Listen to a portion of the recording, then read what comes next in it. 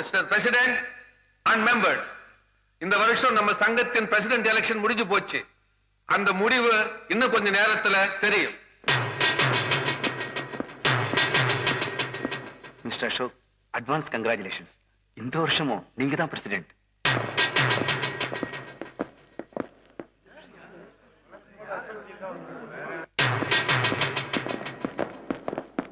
நீங்கள் ஆவலோடு எதிர்பார்த்த சங்க எலெக்ஷன் முடிவுகள் வந்துவிட்டது.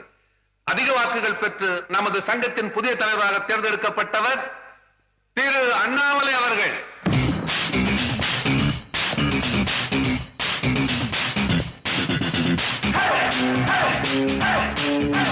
Hey!